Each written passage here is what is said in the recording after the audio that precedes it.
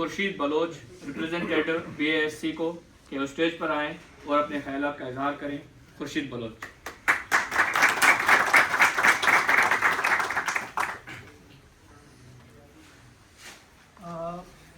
سب سے پہلے میں سارے دوستوں کا شکریہ ادا کرتا ہوں کہ انہوں نے ہمیں یہ اپرچونیٹی دی کہ ہم سائنس سید سید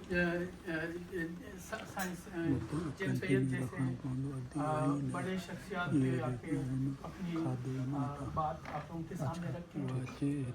میں نے جتنا جن سید کو پڑھا مجھے اس میں سندھ ہی نظر آیا.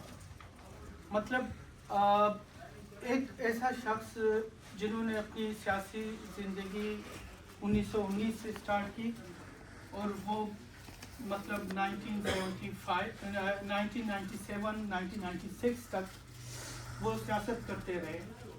لیکن ان کی سیاست میں آپ کو شخصی یا پرسنل کوئی انٹرسٹ دکھائی نہیں دے گا. آپ کو ان کی سیاست میں صرف اور صرف سندھی کلچر اور سندھ کے لوگ ڈگنیٹی اور رسپیکٹ کے ساتھ جو زندگی گزارنا چاہتے ہیں وہی آپ کو دکھائی دے گا.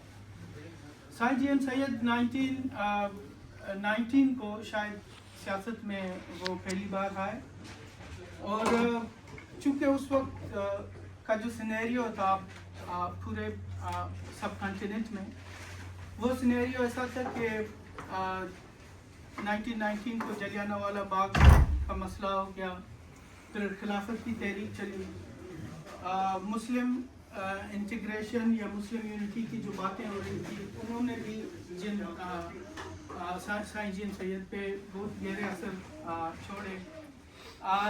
لیکن اگر ہم دیکھیں کہ انہی حالات میں جی ایم سید سندھ کا مقدمہ کیسے لے کے چلتے ہیں کہ سندھ کو بمبئی سے جدا کیا جائے. اور اس کے علاوہ جی ایم سید خود اپنے اس مقدمے میں لکھتے ہیں کہ جب وہ شاید 1921 کو باچا خان سے ملے تھے کراچی میں کانفرنس کا کوئی پروگرام ہو رہا تھا اس کا کانگریس کا. تو وہ خود بولتے ہیں کہ وہ اس لیے باچا خان سے بہت متاثر ہوئے کیونکہ باچا خان ایک تو وہاں پہ جو ریجنل پولیٹکس تھا اس میں ان کی بہت بڑی ایک صحت تھی. اس کے علاوہ وہ اپنے علاقے میں بھی اپنے لوگوں کے لیے اس وقت کام کر رہا تھا 1920 1921 اس ٹائم میں. تو جی ایم سید نے اس کے بعد حالانکہ وہ اس وقت بھی مطلب گورنمنٹ وہ کراچی پتہ نہیں کراچی بورڈ کیا تھا اس کا وہ پریزیڈنٹ تھا کچھ یا وہ ڈپٹی پریزیڈنٹ تھا. لیکن جب وہ اپنے علاقے میں آئے انہوں نے سندھ پارٹی بنائی کیونکہ وہ بھی چاہ رہا تھا کہ وہ سندھ کا کیسے سندھ کے لوگوں کے لیے کام کرے اور سندھ کا وہ خدمت کیسے کرے. تو پولیٹیکلی وہ 1919 سے ہی وہ ایک سندھی قوم پرست رہے.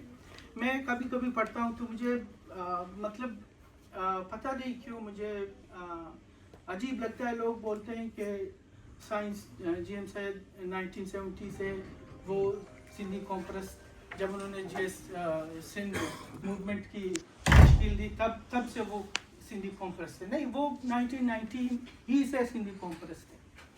اور میں کہتا ہوں ہم جتنے بھی یہاں پہ سیاسی ورکر ہیں ہمیں ان جیسے لوگوں سے یہی سیکھ ملنی چاہیے کہ سیاست یا اپنی قوم کے لیے کام کرنا یا ایک سیاسی جو ادکار بنا وہ تب ہی آپ کر سکتے ہو جب آپ کا جو سفر ہے اس میں کنسسٹنسی ہو. آپ لڑکھڑائیں گے لیکن آپ رکیں گے نہیں. آپ آپ جب سائیں جی ایم سید کی زندگی کو دیکھیں گے وہ کبھی بھی وہ رکے نہیں.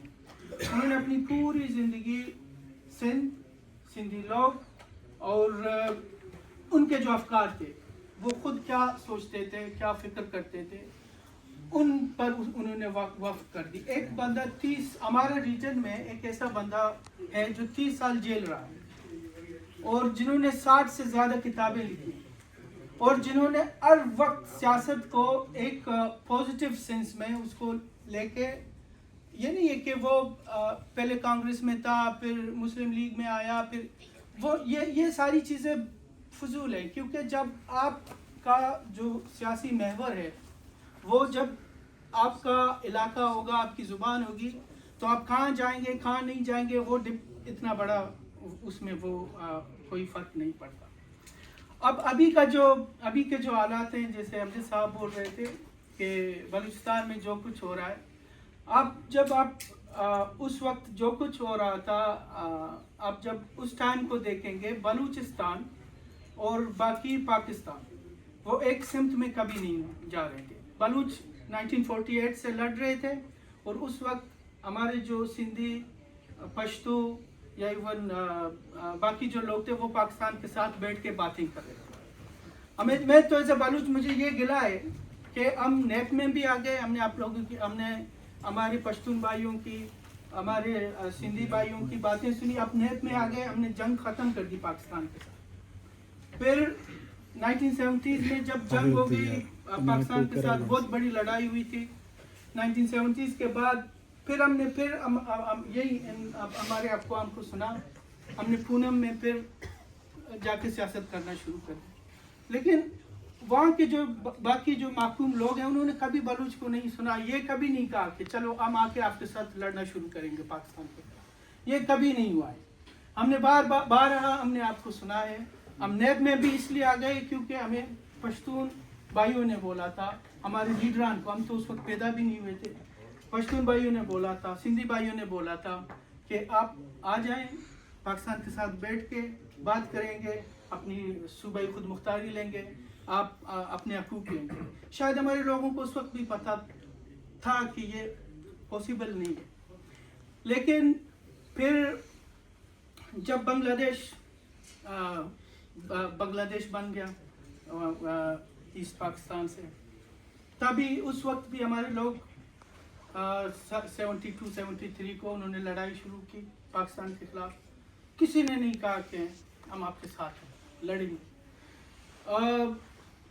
پھر لوگ، ظاہر ہے، ایران آیا، انہوں نے بمباریاں کی، پتہ نہیں کیا کیا ہوا، لوگ وہاں سے جلا وطن ہو گئے، اور ہمارے افغان بھائیوں نے ہمارے بلوچوں کو ادھر پناہ دی۔ اس کے بعد سیاست کا ایک دوسرا مطلب پلیٹ فارم ادھر بن گیا پاکستان میں، پونم کے نام سے، پھر بھی ہم لوگ اس میں شامل ہو گئے، اور پھر بھی ہمیں کچھ نہیں ملا۔ ابھی بلوچستان کی اگر ہم بات کریں، بلوچستان میں سیاسی جو تحریکیں ہیں گراؤنڈ پہ، وہ تو 2000 سے ان پہ پابندی ہے، اب بلوچستان میں سیاسی تحریک نہیں چلا سکتے، مطلب پولیٹیکلی آپ بلوچستان کی بات بلوچستان میں نہیں کر سکتے۔ اس کا ایک واضح مثال ہمارے سامنے ہے کہ BYC کو کیسے انہوں نے ٹیکل کیا۔ ابھی پاکستان میں جتنے بھی لوگ پاکستان کے طرز سیاست میں ہیں، وہ چاہے PP والے ہیں یا وہ چاہے ایون نیشنل عوامی پارٹی جو باقی بچا ہوا ہے NP والے، وہ تو ہمیں دہشت گرد بولتے ہیں کہ یہ دہشت گرد ہیں، BYC والے دہشت گرد ہیں، اور باقی BLF ان کو جو بھی بولتے ہیں سمجھ آ جاتا ہے۔ لیکن ابھی پاکستان میں آپ دیکھیں، سوشل میڈیا کا دور ہے، اوپر ایک پکچر لگی ہوئی ہوتی ہے ہماری کسی BYC لیڈر کی، اس کے نیچے سارے گالیاں ہیں، آپ ایک بھی اچھا کمنٹ نہیں دیکھو گے اس میں۔ تو سیاست بلوچستان میں جو مطلب جو پرم تحریک ہیں، وہ تو ان کو تو وہ چلانے نہیں دے رہے۔ لیکن اب یہ ہمیں خاص کر مجھے ایز اے بلوچ مجھے یہ لگتا ہے کہ جس طرح بلوچ نے ایک چھوٹی سی پاپولیشن کو لے کے پاکستان کو سمجھا، اس طرح شاید ہمارے باقی قوموں نے نہیں سمجھا پاکستان کو۔ ہم 48 سے لڑ رہے تھے، اور مطلب وقتاً فوقتاً جا کے چلو ٹھیک ہے، ہمیں ہمارے پشتون بھائیوں نے بولا، سندھی بھائیوں نے بولا کہ آ جاؤ ان کے ساتھ بیٹھ کے باتیں کریں گے، کچھ کریں گے، لیکن وہ ہوتے ہوتے ابھی پھر ایک بہت بڑی جنگ ادھر لڑی جا رہی ہے۔ تو ابھی ہم یہ سمجھتے ہیں کہ पाकिस्तान के साथ सियासी गुफ्तगू बिल्कुल भी पॉसिबल नहीं है, क्योंकि सियासी गुफ्तगू उसके साथ की जाती है जहाँ पे पॉलिटिकल जो पॉलिटिकल नॉर्म्स जो हैं उनको वैल्यू कोई दे तो आप उसके साथ बैठ के पॉलिटिकली बात कर सकते हैं। वहाँ तो पॉलिटिकल नॉर्म्स नहीं है पाकिस्तान में। आप पीपल्स पार्टी को उठा के देखें, उसमें पॉलिटिकल नॉर्म्स नहीं है, मुस्लिम लीग में भी नहीं है, चाहे PTI है उसमें भी नहीं है। पॉलिटिकल नॉर्म्स पाकिस्तान के किसी भी सियासी उस जमात में नहीं है, क्योंकि वहाँ सबको पता है। अब इमरान खान को भी पता था कि वो बूट के सपोर्ट के बगैर प्राइम मिनिस्टर नहीं बन सकता। तो इसी तरह शहबाज शरीफ को भी पता है, बिलावल भुट्टो को भी पता है, इवन अख्तर मिंगल है, जो भी हैं सबको पता है कि बूट के सपोर्ट के बगैर आप कुछ भी नहीं कर सकते उधर। तो जब बूट आ जाए, पॉलिटिक्स कहाँ रहेगी, डेमोक्रेसी कहाँ रहेगी? तो बात शायद बहुत ज़्यादा हो गई, लेकिन मुझे ये लगता है कि हमने पहले से पाकिस्तान को समझा कि वो यहाँ पे जो महकूम लोग हैं जिन पर उन्होंने कब्ज़ा किया है, क्यों किया है कब्ज़ा और वो क्या करना चाह रहे हैं। शायद हम जज्बाती थे, कुछ तो था जिसने हमें लड़ने पे मजबूर कर दिया। लेकिन बाद में हमने ये सोचा चलो ठीक है, हमारे यहाँ ये हमारे ब्रदर कौम है। पाकिस्तान तो अभी 1947 से बना है, लेकिन पश्तून के साथ हज़ारों साल का हमारा कल्चरल वास्ता है, सिंधियों के साथ भी हमारा हज़ारों साल का कल्चरल वास्ता है। जब ये कह रहे हैं चलो इनकी बात सुन लेते हैं, चलो बैठ के बात करते हैं, सूबा बनाते हैं, इलेक्शन में हिस्सा लेते हैं। लेकिन वो 5-6 साल में हमें पता चला कि कुछ भी नहीं है, क्योंकि नैब को तितर बितर कर दिया उन्होंने, जो कौमपरस्ती की सियासत थी वो उसको तितर बितर कर दिया उन्होंने। तो फिर लड़ाइयाँ शुरू हो गई। तो मेरा हम यहाँ पे बैठे हैं, अब हमें सोचना चाहिए, इतने बड़े कदावर शख्सियत थे, बादशाह खान से लेकर GM सैयद तक, या हमारे कुछ लीडरन के इधर फोटो नहीं है, वॉजबिश बीजन जो बहुत कदावर शख्सियत थे बलूचिस्तान के, लेकिन वॉजबिश बीजन जो लड़ने से सियासत की तरफ आ गए और इन्होंने कन्विंस किया हमारे जितने भी उस वक्त के लीडर थे, वो आखिरी दिन तक उसी पे टिके रहे कि नहीं पाकिस्तान के साथ बैठ के सियासत करेंगे, वो करेंगे। और वो मैं आपको क्या बताऊं कि वो कैसे मर गए वॉजबिश बीजन, शायद अमजद साहब को पता है। लेकिन उसके बरक्स नवाब मरी साहब उस वक्त भी बोल रहे थे कि नहीं, इनके साथ बैठ के अब बात करने की ज़रूरत नहीं है, सियासत करने की ज़रूरत नहीं है, बस इनके साथ लड़ाई लड़ेंगे। और आज बलूचिस्तान में जो हो रहा है वो इस एक शख्सियत की वजह से उन्होंने कहा इसके साथ नहीं, इनके साथ बैठना बिल्कुल भी फजूल है। आप जितने साल बैठेंगे आप अपना वक्त ज़ाया करेंगे, आपको कुछ नहीं मिलेगा। और आज जब हमें पता है कि हमारी सरजमीन पे सोना है, चांदी है, तांबा है, रेयर अर्थ एलिमेंट्स हैं, हमारे सरजमीन पे क्या क्या है, अब हम कहते हैं आज़ादी आज मिले, कल मिले, परसों मिले, जल्दी मिले, ताकि पाकिस्तान जो है हमारे वसाइल को लूट के वहाँ से निकाल न ले। क्योंकि बलूचिस्तान, आप सब अगर आप गए हैं, बलूचिस्तान एक बंजर इलाका है, बलूचिस्तान में पानी नहीं है, बलूचिस्तान में खेती बाड़ी का कोई इतना बड़ा वो नहीं है।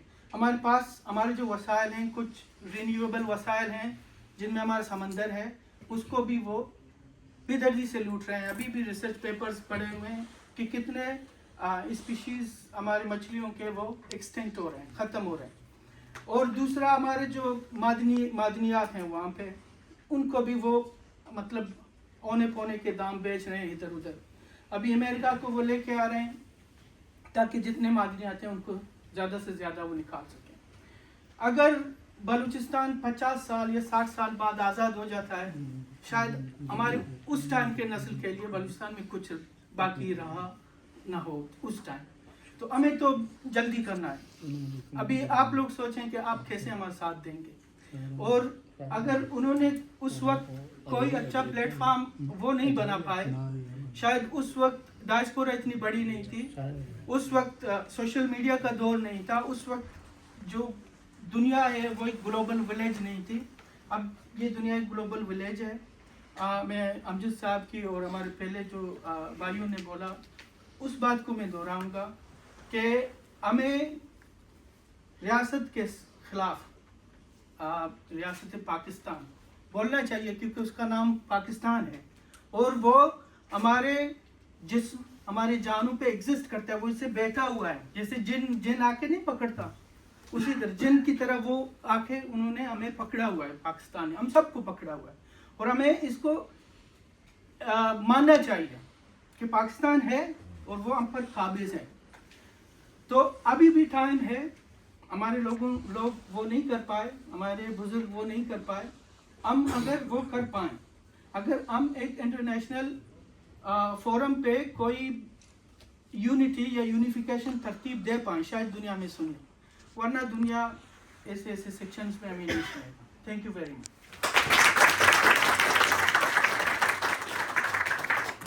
شکریہ خورشید بلوچ صاحب.